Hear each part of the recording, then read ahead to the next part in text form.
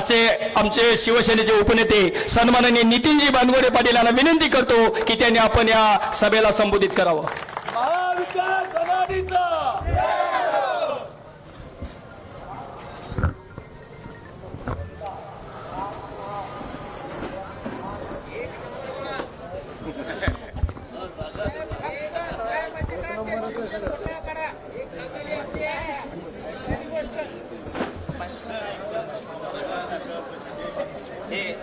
महाराष्ट्राचं कुलदैवत छत्रपती शिवाजी महाराज,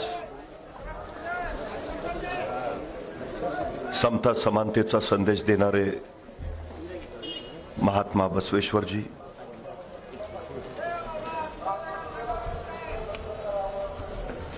हिंदू हृदय सम्राट शिवसेना प्रमुख वंदनीय बाळासाहेबजी ठाकरे, महाराष्ट्राचे कुटुंब प्रमुख तथा महाराष्ट्राचे माजी मुख्यमंत्री आदरणीय उद्धवसाहेब ठाकरे, धाराशिव लोकसभेचे 2024चे महाविकास आघाडीचे उमेदवार ओमराजे निंबाळकर, त्यांना विजयी करण्यासाठी नव्हे तर महाराष्ट्रात सर्वाधिक मताधिक्य देऊन विजयी करण्यासाठी उपस्थित असलेले आपण सर्व,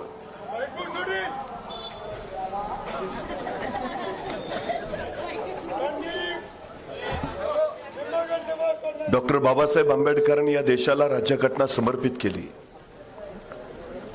ज्या दिवशी संसदेमध्ये राज्यघटना समर्पित झाली त्या दिवशी अत्यंत आनंदात असलेले डॉक्टर बाबासाहेब आंबेडकरांना पाहून आचार्य कृपलानीने एक प्रश्न विचारला की डॉक्टर साहेब आज प्रचंड आनंदी दिसताय. आणि डॉक्टर साहेब म्हणाले, हो, पूर्वी राजा राणीच्या पोटातून जन्माला यायचा, आता तो मतपेटीतून जन्माला येईल. आचार्य कृपलानी असं म्हणाले, पण आपली लोक अडाणी आहेत, आपली लोक अज्ञानी आहेत, कदाचित त्यांची मतं विकत सुद्धा घेतली जाऊ शकतील. डॉक्टर बाबासाहेब आंबेडकर म्हणाले, खरं आहे तुमचं, पण ज्या दिवशी इथल्या मतदारांना त्यांच्या मताची किंमत कळेल त्या दिवशी इथला मतदारच इथला राजा असेल. ही सगळ्यात महत्वाची गोष्ट आहे. देशाचं भविष्य घडवणारी ही निवडणूक आहे. उद्याच्या पिढ्यांचं भवितव्य घडवणारी निवडणूक आहे. राष्ट्राच्या प्रश्नांवर योग्य धोरण ठरवणारी ही निवडणूक आहे. त्यामुळे आपल्याला निर्णय योग्यच घ्यायला हवा, ही पहिली गोष्ट आपण लक्षात ठेवली पाहिजे.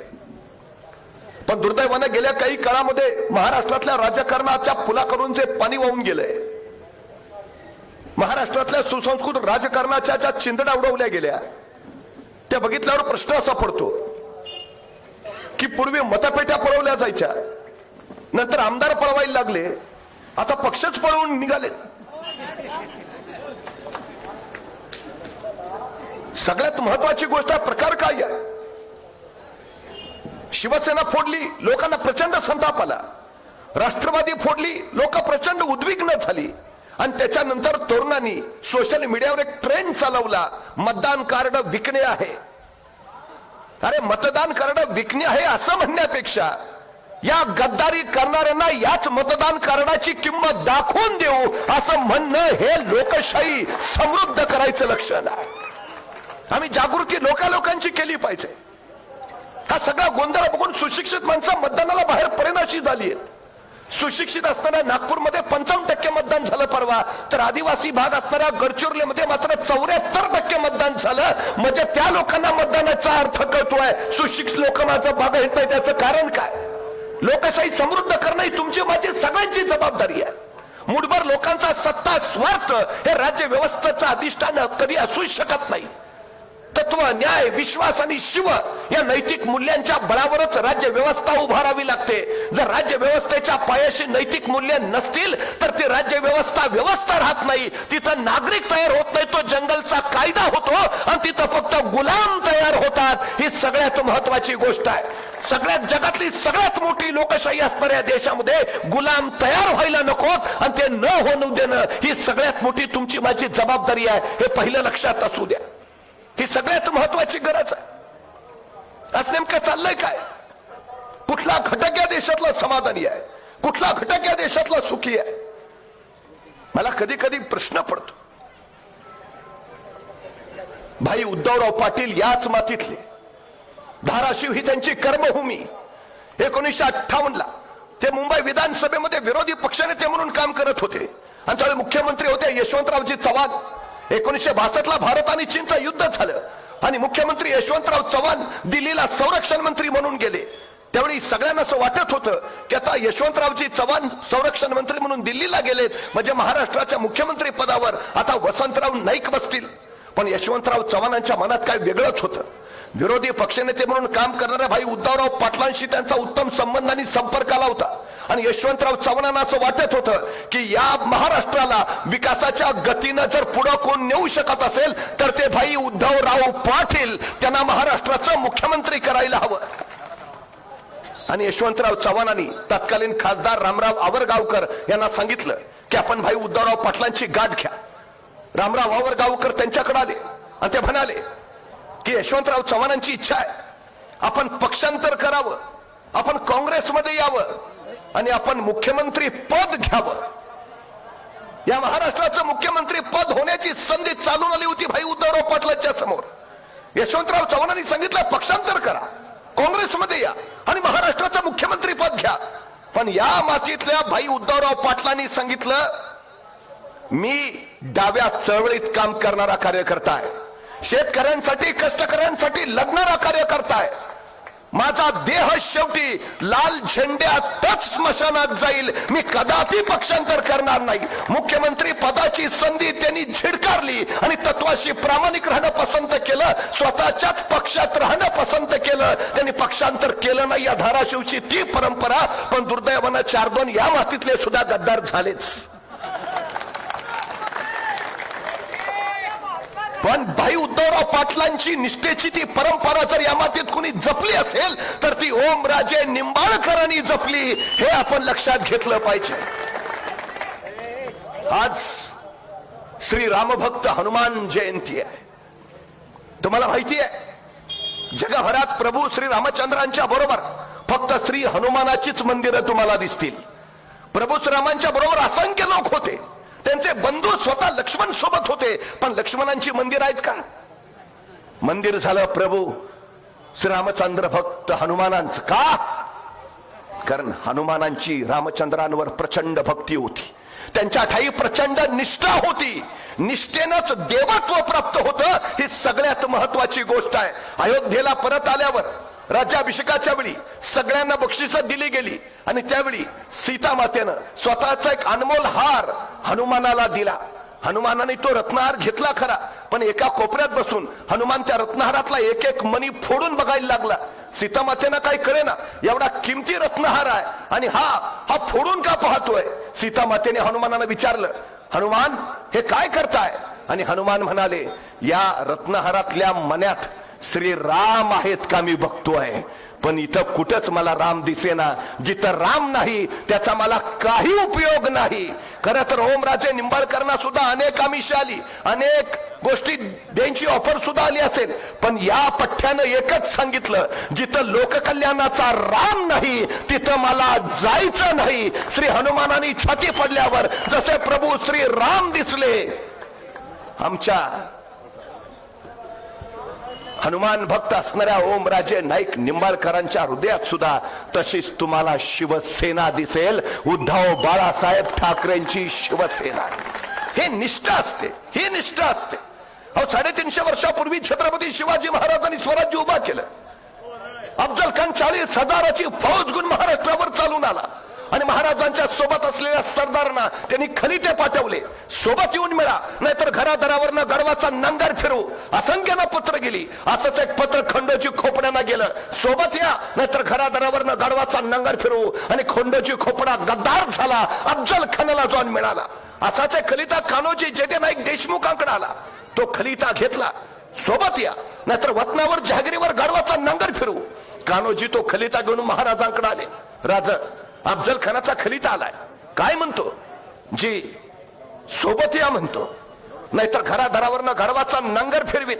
म्हणजे आता सुद्धा नाही का हे भाजपवाले म्हणतात आमच्यात या नाहीतर ईडीआय सीबीआय पाठवू. तसाच प्रकार त्याच वेळी, सोबत या नाहीतर घरादारावरनं नांगर फिरू. महाराजांनी सांगितलं, कान्होजी मग तुम्ही काय निर्णय घेतलात? तसे कान्होजी म्हणले, काय बोलता राज? तसं नव्हे, तुमच्या वतनाचा प्रश्न आहे, घरादाराचा प्रश्न आहे, जहागिरीचा प्रश्न आहे. तसे ताडकन कान्होजी उठले, शेजारचं तांब्या भांड घेतलं आणि त्यातलं पाणी स्वतःच्या हातावर सोडत ते म्हणाले, राजा, हे सोडलं पाणी वतनावर, हे सोडलं पाणी जहागिरीवर, हे सोडलं पाणी कुटुंबावर, हे सोडलं पाणी पोराबाळांवर. ह्यो कान्होजी जगल स्वराज्यासाठी आणि मरल स्वराज्यासाठी. राजा मैदानात ज्यावेळी तुम्हाला हाडं दिसतील, ज्या हाडातनं स्वराज्य स्वराज्य आणि शिवराय शिवराय ऐकू येईल, ती हाडत तुम्हाला या कान्होजी जेदे नाईक देशमुखाची असतील. आजही आमच्या ओमराजे निंबाळकरांना विचारा, त्यांच्या धमन्या धमन्यातनं फक्त तुम्हाला एकच आवाज ऐकू येईल, जय महाराष्ट्र. ही सगळ्यात मोठी निष्ठा आहे. निष्ठेनं राज्य उभा राहतात आणि स्वार्थानं फितुरीनं गद्दारीनं ती ढासळतात. हा सगळ्यात मोठा विश्वास आहे. आम्हाला उभा राहायचं आहे ते आता देशासाठी उभा राहायचं आहे. आम्हाला उभा राहायचं आहे ते महाराष्ट्र कल्याणासाठी उभा राहायचं आहे. हे पहिल्यांदा आपण लक्षात घ्या. डॉक्टर बाबासाहेब आंबेडकरांना कदाचित ही आताची परिस्थिती त्याच वेळी लक्षात आली असेल, म्हणून त्याच वेळी ते असं म्हटले होते की भले जरी सगळे नेते विकले गेले तरी माझं संविधान सुरक्षित राहील, कारण माझं संविधान सर्वसामान्य माणसांच्या हातात आहे आणि माझा सर्वसामान्य माणसांवर विश्वास आहे. ही लोकसभेची निवडणूक नेत्यांची निवडणूक नाही, ही निवडणूक जनतेनं हातात घेतलेली निवडणूक आहे. ही सगळ्यात महत्वाची वस्तुस्थिती. त्यामुळे धाराशिव मधनं कुणी कुठेही महाराष्ट्रात जातो आणि कुणीतरी त्याला विचारलं धाराशिव मध्ये काय होईल, तो म्हणतो धाराशिव मध्ये ओमराजे निंबाळकर. आता फक्त किती न एवढंच निकालात बघायचं आहे, बाकी सगळं काम झालंय. का? साधा खासदार आहे, सर्वसामान्य लोकात मिसळणारा खासदार आहे, कायम रेंज मध्ये राहणारा खासदार आहे, फोनवर उपलब्ध असणारा खासदार आहे आणि धाराशिवच्या विकासासाठी रात्रंदिवस काम करणारा खासदार आहे. सगळ्यात महत्वाची गरज आहे ती आहे आम्हाला उद्याच्या भविष्यासाठी ओमराजे निंबाळकरांना संसदेत पाठवणं. ही उद्याच्या देशाच्या भवितव्याची सगळ्यात मोठी गरज आहे. नाहीतर सध्या परिस्थिती फार विचित्र आणि वेगळी झालेली आहे. आपण कधीतरी शांतपणे या सगळ्या गोष्टींचा विचार करायला हवा. भारताची सरासरी वयोमर्यादा आज 28 वर्ष आहे. म्हणजे देशातले निम्मे लोक 28 वर्षाच्या आत आहेत आणि निम्मे लोक 28 वर्षाच्या पुढे आहेत. 15 ते 18 या वयोगटामध्ये देशात 10 कोटी मुलं आहेत आणि 15 वर्षाच्या आत 36 कोटी मुलं आहेत. म्हणजे 46 कोटी मुलं फक्त 18 वर्षाच्या आत आहेत. ही 46 कोटी मुलं ठरवणार आहेत उद्या देशाचं भविष्य काय असेल. ही 46 कोटी मुलं ठरवणार आहेत उद्या देशाची अर्थव्यवस्था कशी असेल. ही 46 कोटी उद्या आमच्या देशाला महासत्ता बनवणार आहेत. पण हे उद्या सगळं बनवायचं असेल तर या मुलांकडे आमचं लक्ष आहे का? त्यांच्या शिक्षणाची व्यवस्था मी केली आहे का? शिकलेल्या मुलांना रोजगार आम्ही उपलब्ध करून दिलाय का? त्यांच्या बुद्धी संपदेचा मनुष्य संपदेचा देशासाठी योग्य वापर होतो आहे का? हे बघणं सगळ्यात मोठी आमची जबाबदारी आहे. आज परिस्थिती काय झाली आहे, काय अवस्था इथल्या शेतकऱ्यांची. स्वतःच्या रानात काम करणारा घामानं नितळणारा शेतकरी त्याच्या पोराबाळांना शाळेत पाठवू शकतो, त्यांना तो शिकवू शकतो, तेवढी संपत्ती त्याच्याकडे आहे. काय परिस्थिती आहे इथली?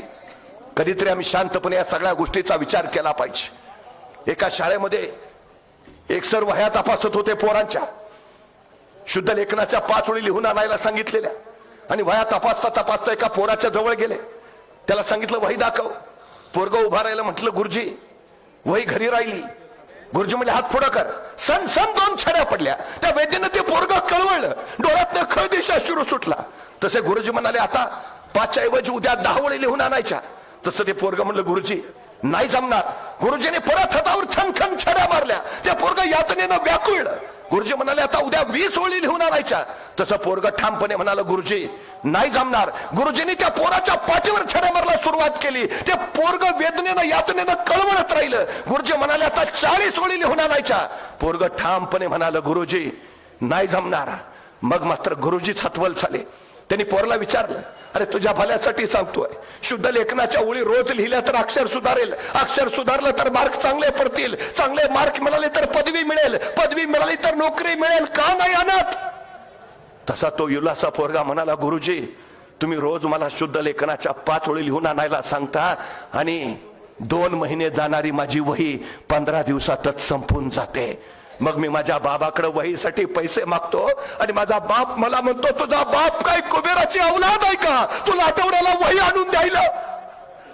तुमचा भार सोसतो गुरुजी, पण माझ्या बापाच्या काळजातल्या वेदना मला नाहीच सहन होत. आमच्या पैठण मधली एक मुलगी संभाजीनगरला शाळेला जायची, पण वडिलांकडे पासासाठी पैसे नाही.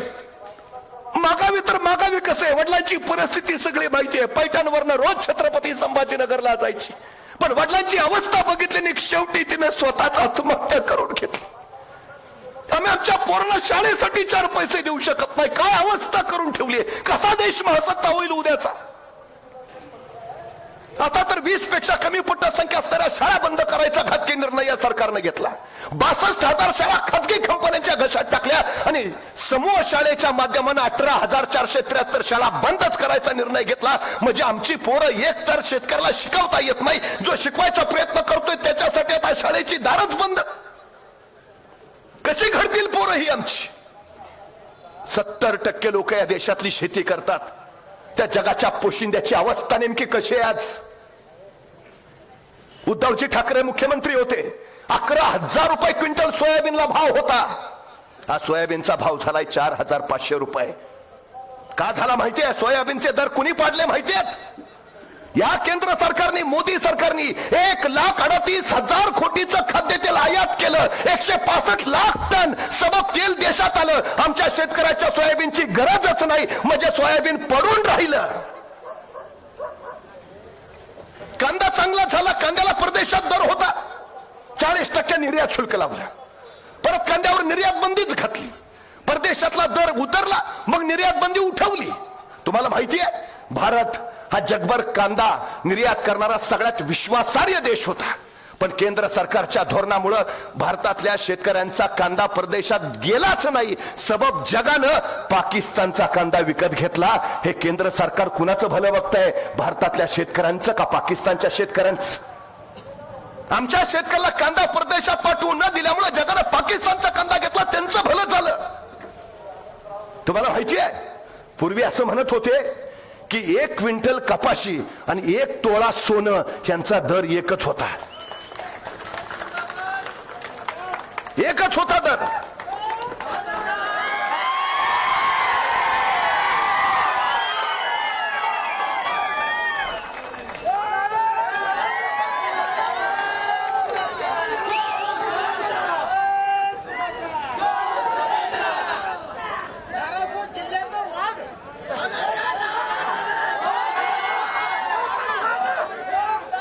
एक तोळा सोनं आणि 1 क्विंटल कपाशी यांचा दर एकच होता. आज सोनं गेले 78,000वर आणि कपाशी आले 7,000च्या आत. हे राज्य शेतकऱ्यांचं आहे. केंद्रात बसलेलं हे मोदी सरकार शेतकऱ्यांच्या विरोधातलं सरकार आहे. हे पहिलं आपण नीट लक्षात ठेवा. गेल्या काही दिवसामध्ये 17.5 लाख लोकांनी देश सोडला. 2.5% लोक अशी होती ज्यांची संपत्ती 500 कोटीपेक्षा पुढे, ते इथं उद्योग निर्माण करू शकत होते पण गेले. आणि 97% आमची तरुण पोरं इथं नोकऱ्यांच्या संध्या नाहीत म्हणून परदेशात निघून गेली. तिकडं मी परवा दुबईला गेलो होतो, मला वाटलंच नाही मी दुबईत आहे. आपलीच गँग सगळी. म्हणलं इकडं काय, म्हणले तिकडं काय आहे. तिकडं काय नाही म्हणून इकडं आहे. अरे आपली माय पंढरी सोरमची पोरं परदेशात का निघालीत? नोकऱ्या नाहीत म्हणून. तुम्हाला माहिती आहे, ऍपल मध्ये 34% भारतीय पोर आहेत, मायक्रोसॉफ्ट मध्ये 32% भारतीय पोर आहेत, इंटेल मध्ये 17% भारतीय पोर आहेत, IBM मध्ये 27% भारतीय पोर आहेत, आणि अमेरिकेची अंतराळ संशोधन नासा त्याच्यामध्ये 36% भारतीय मुलं आहेत. म्हणजे आमच्या पोरांच्या बुद्धी संपदेचा वापर आमच्या देशाची अर्थव्यवस्था बळकट करण्यासाठी नाही, इतर देशांची अर्थव्यवस्था बळकट करण्यासाठी होतोय, हे आम्ही लक्षात घेतलं पाहिजे. 80 कोटी जनता रेशनच्या धान्यावर जगते. 80 कोटी. म्हणजे या गोष्टीची लाज बाळगायची सोडली आणि हे सरकार जाहिरात करतोय 80 कोटी लोकांना आम्ही मोफत रेशन देतो. अरे दिवाळी सारखा सण साजरा करायला सुद्धा 100 रुपयाचा आनंद शिला द्यावा लागतो. इतकी परिस्थिती बिघडली आमच्या लोकांची, आणि तुम्ही काय सांगता? हे कधीतरी आम्ही शांतपणे या सगळ्या गोष्टींचा विचार केला पाहिजे. एका राजाच्या दरबारात एक गायक आला. गाण्याची मैफल चालू झाली आणि गाण्याची मैफल चालू झाल्यावर गायकानं गाणं चालू केलं. इतकं सुंदर गायला की राजा प्रचंड खुश झाला. अप्रतिम, बहुत खूप, मी भयान खुश आहे तुझ्या गाण्यावर, 15 लाख तुझ्या खात्यावरच जमा करतो. राजाचं बक्षीस ऐकलं गायकाला जे हुरूप चढला, 15 लाख खात्यावर म्हणजे विषयच मिटला. म्हटला त्यांना आणखी गाणं चांगलं म्हणायला सुरुवात केली. चांगलं गाणं इतकं चांगलं गाणं म्हटला, राजा भयान खुश, म्हटला पक्क घर दिलं चल. आता तर गायकाला ऊर भरूनच आला, तो आणखी चांगलं गायला लागला, राजा आणखी खुश झाला, तुझ्या पोरला नोकरी दिली चल. गायक इतका खुश, मैफल संपली, संध्याकाळी घरी आला, बायकोला सांगितलं राजानं माझं गाणं ऐकलं, राजा इतका खुश झाला की 15 लाख खात्यावर जमा करतो म्हटला, पोराला नोकरी देतो म्हटला, आपल्याला पक्क घर देतो म्हटला. बायको म्हटली बरं झालं बाई, आता अच्छे दिन येणार. पण बायको वाटच बघत बसली. महिना झाला, वर्ष झालं, 2 वर्ष, 3 वर्ष, 4 वर्ष, शेवटी बायको वैतागली. नवऱ्या म्हणाली गप उठायचं आणि राजाकडे जायचं. ते 15 लाख पक्क घर आणि पोराची नोकरी घ्यायची आणि मग घरला यायचं. बिचारा निमूटपणे राजाकडे गेला, म्हटला 4 वर्षापूर्वी महाराज मैफल झाली होती, माझं गाणं ऐकलं, तुम्ही लय खुश झाला, माझ्या खात्यावर 15 लाख जमा करतो म्हटला, नंतर पक्क घर देतो म्हटला, पोरला नोकरी देतो म्हटला, पण महाराज अजून काहीच जमा नाही. तसे महाराज म्हणले हे बघ, तुझं गाणं ऐकलं की माझे कान खुश व्हायचे आणि माझं बक्षीस ऐकलं की तुझे कान खुश व्हायचे. या देण्या घेण्याचा विषय येतो कुठं? आमचं दुसरं काय झालंय, त्यांनी घोषणा करायच्या आम्ही खुश, आम्ही मत द्यायची ते खुश, देण्या घेण्याचा विषय आहे कुठं? आता मोदीची की गॅरंटी गॅरंटी गॅरंटी म्हणून सांगतात, तर त्या गॅरंटीचं वॉरंटीचं काय? 2022 ला देश महासत्ता होणार होता, आता 24 ला सांगतात 47 ला महासत्ता होईल म्हणून. विचारा ना, काय झालं 15 लाखाच्या तुमच्या गॅरंटीचं, काय झालं 2 कोटी नोकऱ्यांच्या गॅरंटीचं, काय झालं 2022 पर्यंत पक्की घरं देणार होता त्या गॅरंटीचं, काय झालं नमामि गंगेच्या स्वच्छता अभियानाचं, काय झालं मेक इन इंडियाचं, काय झालं डिजिटल इंडियाचं, काय झालं स्मार्ट इंडियाचं, काय झालं अरबी समुद्रात छत्रपती शिवाजी महाराजांचं स्मारक उभारणार होता त्याचं, काय झालं इंदू मिलमध्ये डॉक्टर बाबासाहेब आंबेडकरांचं स्मारक उभारणार होता त्याचं, काय झालं आदर्श गावांचं, काय झालं स्मार्ट सिटीचं, काय झालं आत्मनिर्भर भारताचं. अहो, भारताला आत्मनिर्भर करायचं राहू द्या, आधी स्वतःचा पक्ष तरी आत्मनिर्भर करा. अहो, या 2024च्या निवडणुकीत 116 उमेदवार यांचे बाहेरचे आहेत. 116 गाडीवर पुरावे घेणार होते आणि चक्की पिसिंग पिसिंग करणार होते, घेऊनच टाकले. शिवसेना फोडली, राष्ट्रवादी फोडली, काँग्रेसचे आदर्श नेतेही घेतले, मनसे घेतली.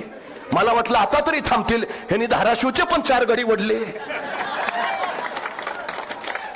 अरे तुमचं चाललंय काय? तुमच्या लक्षात येईना काय चाललंय? 1 नेशन 1 टॅक्स सारखी त्यांना 1 नेशन 1 पार्टी बनायचं आहे. ह्या देशात दुसरा पक्षच नको, ह्या देशात फक्त एकच पक्ष भाजपा, बस, दुसरं नकोच काय? हे लोकशाहीला घातक आहे. आम्ही राजकीय विरोधक आहे म्हणून सांगत नाही हुकुमशाही येते. ही वस्तुस्थिती काय चालली ते बघा. कालच्या निवडणुकीमध्ये सुरतमध्ये पहिला भाजपचा उमेदवार जिंकून आला का? काँग्रेसच्या उमेदवाराचा अर्जच बाद झाला. त्याचे सूचक आणि अनुमोदक गायब आहेत. चंदीगडमध्ये महापौर पदाची निवडणूक झाली, 8 अर्ज सरळ बाद केले डोळ्या देखत त्या निवडणूक आयोगाच्या अधिकाऱ्यानं. नशीब सीसीटीव्ही होता, सगळं कळलं आणि सुप्रीम कोर्टानं त्याचं वर्णन करताना म्हटलं it's a murder of democracy, हा लोकशाहीचा खून आहे. ही वस्तुस्थिती आहे इथली. ही स्वीडनची एक संस्था आहे, तिनं अहवाल प्रकाशित केलाय व्हरायटी ऑफ डेमोक्रेसी. भारतीय लोकशाहीचं वर्णन करताना ती सांगते इलेक्ट्रोल ऑटोक्रेसी, म्हणजे एकाधिक निर्वाचित एकाधिकारशाही या देशात यायला लागली. भारत सरकार की गॅरंटी का नाही म्हणत तुम्ही? मोदीची की गॅरंटी हा काय प्रकार आहे? ही एकाधिकारशाही आहे, हे लक्षात घ्या. सगळ्यात महत्वाचं, अनेकांनी बलिदान देऊन हे स्वातंत्र्य मिळवलंय, आम्हाला मतदान करून हे स्वातंत्र्य टिकवायचं आहे. सगळ्यात महत्वाची गरज आहे. ही स्वातंत्र्याची दुसरी लढाई आहे, सगळ्यात महत्वाचं दुसरी लढाई आहे स्वातंत्र्याची. ओमराजे निंबाळकर लढवय्या म्हणून या लढाईत सामील झालेत, लढतायत, बेभानपणे लढतायत. सामील व्हायला हवं आम्हाला, नाहीतर काही खरं नाही पुढच्या काळात. एका शेतकऱ्याच्या घरात मांजरीला 4 पिल्लं झाली आणि ती पिल्लं जन्माला आल्याबरोबर अच्छे दिन ओरडायला लागली. त्या शेतकऱ्याला पण काय कळेना. चर्चा गावभर झाली, माणसांची रांगच लागली, असली कसली पिल्लं आहेत, अच्छे दिन म्हणतायत. त्यांच्या जिल्ह्याच्या भाजपच्या नेत्याला पण कळलं, शेतकऱ्याच्या घरी मांजरीला पिल्लं झाली आणि ती जन्माला आल्यावर अच्छे दिन म्हणायला लागलीत. ते भाजपचा नेता आहे म्हटलं, मग मोदीजी आणणारच आहेत अच्छे दिन. पिल्लांना पण कळतंय आणि तोही आला शेतकऱ्याच्या घरी, कशी पिल्लं म्हणतात अच्छे दिन. पिल्लांजवळ पोहोचला तेव्हा ती पिल्लं म्हणत होती खराब दिन, बुरे दिन. खराब दिन, बुरे दिन. त्या भाजपच्या नेत्याला आला राग. तो शेतकऱ्याला काय रे, तू तर सांगत होता तिला अच्छे दिन म्हणतायत, हिथं आलो तरी खराब दिन बुरे दिन म्हणतात, काय सांगत होतास मग. तसा शेतकरी म्हणला, साहेब ही जन्माला आली त्यावेळी अच्छे दिनच म्हणत होती, पण त्यावेळी त्यांचे डोळे उघडले नव्हते.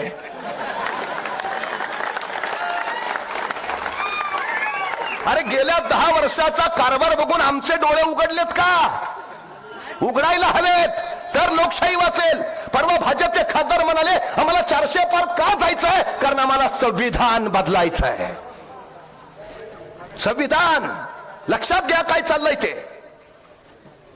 शेतकऱ्यांचं आंदोलन दिल्लीच्या तिथं होतं, रस्ते उकडले गेले, खिळे ठोकले गेले, गोळीबार, अश्रुधुराच्या नळकांड्या सोडल्या. हा देश कुणाचा आहे? शेतकऱ्यांचा नाही. 5000 शेतकरी मारले गेले, वारकऱ्यांवर लाठीचार्ज झाला. जालन्याला मराठा समाजानं आरक्षणासाठी आंदोलन केलं, तिथं बेभान लाठीचार्ज केला. का?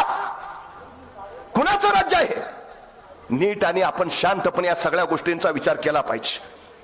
तुम्हाला माहिती असेल तर सांगतो, छत्रपती शिवाजी महाराजांनी आम्हाला महाराष्ट्र धर्म दिलाय. हा महाराष्ट्र धर्म म्हणजे काय? तर राष्ट्राचं रक्षण करणं हा महाराष्ट्र धर्म आहे. मराठे पानिपतावर गेले, 1 लाख बांगडी फुटली. पानिपतावर का? त्यांनी महाराष्ट्र सांभाळावा नाही. महाराजांनी सांगितलं राष्ट्राचं रक्षण. अब्दाली महाराष्ट्रावर आक्रमण करायला येत होता नव्हे, देशावर राज्य करायचं होतं, म्हणून मराठे गेले, लढले, पराभूत नाही झाले. मराठ्यांच्या त्या पराक्रमामुळं या देशावर परत कुठलाही परकीय आक्रमक आला नाही. याच्या उलट अवघ्या 10 वर्षात महाजी शिंदेनी दिल्लीच्या तख्तावर भगवा फडकवला आणि 35 वर्ष दिल्लीच्या तख्तावर शिवरायांचा भगवा फडकत राहिला. हा महाराष्ट्र धर्म आहे. दिल्लीचे तख्त राखितो महाराष्ट्र माझा, आता राखितो नाही, तख्तावरी बैसतो महाराष्ट्र माझा. या भूमिकेनंच आम्हाला जावं लागेल. सेनापती बापट असे म्हटले होते की महाराष्ट्र मेला तर राष्ट्र मेले, मराठ्या विना राष्ट्र गाडानं चाले, खरा वीर वैरी पराधीनतेचा महाराष्ट्र आधार या भारताचा. महाराष्ट्राचा आधार आहे, पण महाराष्ट्रानं आज उभा राहिलाच हवं. उद्धवजी ठाकरेंच्या खांद्याला खांदा लावून उभा राहिलाच हवं.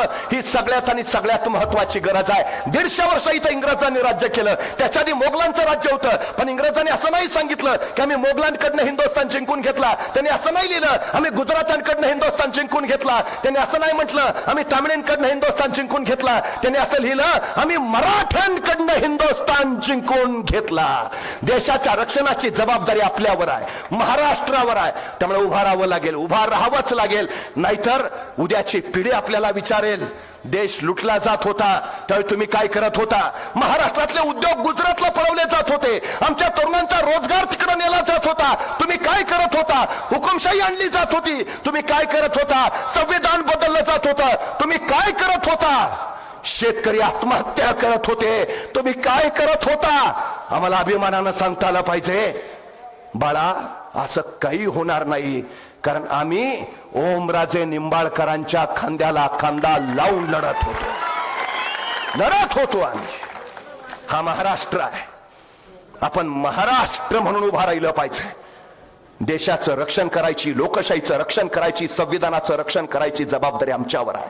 यांचे डाव चालू होतात. आता महात्मा बसवेश्वरांनी आम्हाला समतेचा, समानतेचा संदेश दिला, पण पूर्वी एक शोध लागला, दगडावर दगड घासला की ठिणग्या उडतात आणि मग आग लागते. आगीचा शोध असा लागला. आता त्यांना नवा शोध लागलाय, जातीवर जात घासली, धर्मावर धर्म घासला की ठिणग्या उडतात आणि आग पेटते आणि मग त्या आगीवर आपल्याला आपल्या सत्तेची पोळी भाजून घेता येते. हे डाव हाणून पाडायला हवेत, हे डाव हाणूनच पाडायला हवेत, हे पहिलं लक्षात असू द्या. हा महाराष्ट्र आहे, रुमनं बाजूला टाकून दिल्लीच्या तख्ताला पोलादी हाताने धडका मारणारा हा महाराष्ट्र आहे. चिनाबच्या पल्याड जाऊन अब्दालीच्या पोरांच्या नांग्या ठेचणारा हा महाराष्ट्र आहे. मृत्यूच्या कराल दाडेतही बचेंगे तो और भी लढेंगे असं कडाडणारा हा महाराष्ट्र आहे. मराठा हो चढकर मारूंगा असं म्हणत उत्तरेत थैमान घालणारा हा महाराष्ट्र आहे. हा महाराष्ट्र सांगत राहिलाय, हा महाराष्ट्र वाघांचा. महाराष्ट्र आणि वाघ उगा कुणाच्या वाट्याला जात नाहीत, पण कुणी डिवचलं तर फाडल्याशिवाय आणि गाडल्याशिवाय थांबत नाही. ही लढाई आहे, या लढाईला आपण उभा राहायला हवं. येत्या निवडणुकीमध्ये पक्षप्रमुख उद्धवजी ठाकरेंच्या, शिवसेना या पक्षाच्या मशाल या चिन्हाचं बटन दाबून ओमराजे निंबाळकरांना देशात सर्वाधिक मताने आपण विजयी कराल असा विश्वास मला आहे. सगळ्यात महत्वाचं याचं कारण त्यांच्या हृदयात महाराष्ट्र आहे, त्यांच्या हृदयात राष्ट्र आहे, त्यांच्या हृदयात शिवसेना आहे. उगाच आपलं हृदयात भाजपा, रक्तात राष्ट्रवादी आणि हातात धनुष्यबाण असला प्रकार नाही. त्यामुळे निश्चितपणे मला खात्री आहे आपण ओमदादांना प्रचंड मताधिक्यानं निवडून द्याल अशी अपेक्षा करतो. थांबतो. धन्यवाद.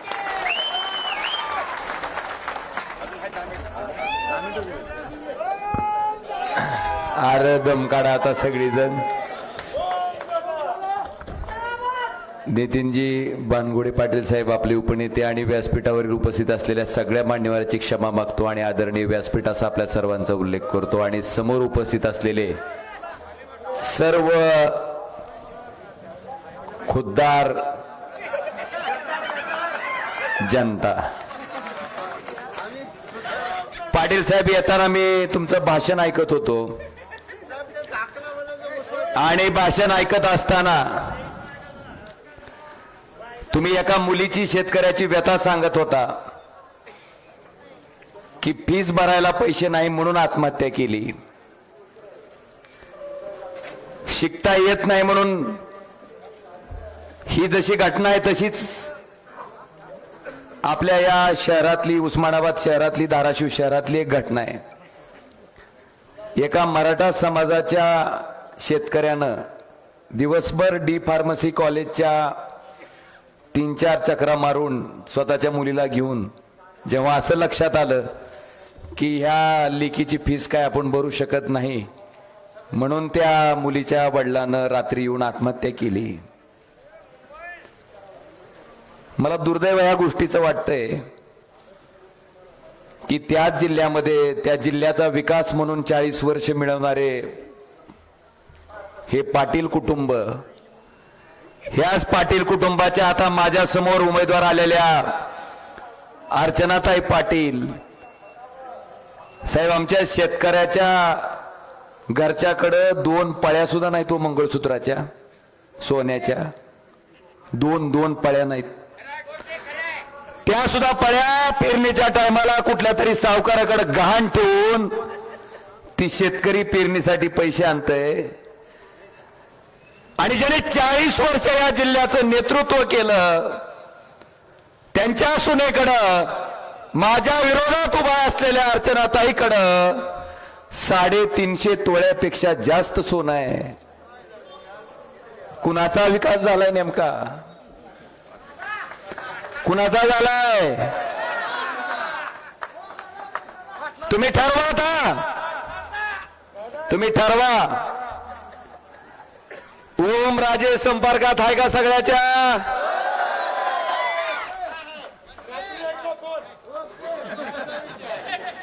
अरे हीच दुखायलंय साहेब. 8 आमदार आहेत, 8. रोज फेरावळीनं माझ्या फोनवर बोलते आणि आता म्हणते इलेक्शन चालू झाले दाखवून आम्ही बोलतो. अरे तू हे आता दाखवायसाठी बोलायलाय? ओमराजे मागच्या 5 वर्षापासून रोज बोलतोय. दुखायलंय. संपर्काच्या बाबतीत बोलू शकत नाहीत. मला तुम्हाला सगळ्याला प्रश्न विचारायचा आहे. त्याच मराठा शेतकऱ्याची व्यथा बघून जरांगे पाटलाचं आंदोलन होण्यापूर्वी ह्याच ओमराजेनं लोकसभेत मराठा आरक्षण हा विषय लावून धरला. काय म्हणलं की तामिळनाडू राज्याचं मराठा आरक्षण 50% पुढे गेल्यावर जर टिकू शकत असेल तर महाराष्ट्राचं सुद्धा आरक्षण जसं अफिडेव्हिट केंद्र सरकारनं तामिळनाडू सरकारच्या बाबतीत दिलं तसंच द्या आणि मराठा समाजाचं आरक्षण टिकवा. मला तुम्हाला विचारायचंय, महात्मा बसवेश्वरांना मानणारे लिंगायत समाजातील सगळे अनुयायी ज्यांनी 12व्या शतकामध्ये समानतेचा संदेश दिला, हा समाज त्या ठिकाणी अल्पसंख्याक समाजाच्या दर्जाची मागणी करतोय, लिंगायत धर्माची मागणी करतोय. ही मागणी करणारा सुद्धा तुमचाच एकमेव खासदार ओमराजे त्या ठिकाणी संसदेत होता. धनगर आरक्षण, मुस्लिम आरक्षण हा मागणारा फक्त एकमेव खासदार तुमचा लोकसभेत होता. आता मला नाव नेमकं कशात ठेवता हो? ह्या जिल्ह्याचं शासकीय वैद्यकीय महाविद्यालय आम्ही धाराशिवला केलं, मंजूर केलं, चालू केलं. 3ऱ्या वर्षाचे ऍडमिशन चालू आहेत. पुढच्या वर्षी डॉक्टर झालेली मुलं त्या कॉलेजमधून बाहेर पडतेत. हे उद्धव ठाकरे साहेबांच्या काळात त्या ठिकाणी आम्ही करून घेतलं. 1303 कोटी रुपयाची RDSS ची योजना राबवली. 40 नवीन सबस्टेशन आपल्या जिल्ह्यासाठी मंजूर केलेत. 1303 कोटी खर्च करून हे ओमराजेने केलंय. अनेक कामं सांगता येतील. अरे जी शेतकऱ्याची गाय आजारी पडल्यावर त्याच्याकडे डॉक्टर पाठवत असेल, तुमच्या भवितव्यावर परिणाम करणाऱ्या केंद्र सरकारच्या आणि राज्य सरकारच्या योजनेवर ओमराजेचं दुर्लक्ष होईल का? साहेब मला इथल्या ठगावर बोलायचे हो. ह्या रवी सरांनी उद्धव ठाकरेची ओळख करून दिली. उद्धव ठाकरेंनी त्याला 3 वेळेस आमदार केलं. तुम्ही 7-7 रुपये दिले आणि हे रवी सर बरोबर गद्दारी केली आणि ठाकरे साहेबाबरोबर गद्दारी केली. 50 खोके घेऊन तिकडं पालतं पडलंय आणि मला म्हणतंय ओमराजे ठग आहे. अरे ठग जर असतो तर तुझ्यासारखा भारतीय जनता पार्टीच्या वॉशिंग मशीन मध्ये धुवून स्वच्छ व्हायला तिकडं पालता पडलो असतो. इमानदार आहे, संघर्ष माझ्या रक्तात आहे. तसला डॉक्टर पाटील गार करून आलोय मी. कोणी कुठं जरी गेलं तरी ओमराजे निष्ठेशी तडजोड करणार नाही. डॉक्टर पाटलाचा राणा पाटील 40 वर्ष ज्या पवार साहेबांनी मंत्री केलं त्याला एका रात्रीत सोडून गद्दारी करून भारतीय जनता पार्टीत गेला. पण ज्या उद्धवजी ठाकरेंनी मला एकदा आमदार आणि खासदार केलं, त्यांचा पक्ष फुटत असताना, चिन्ह जात असताना, सत्ता जात असताना त्या 50 खोकेवर लात मारून उद्धवजी ठाकरे साहेबाच्या मागे प्रामाणिकपणे मी उभा आहे. मला जास्त काय सांगायचं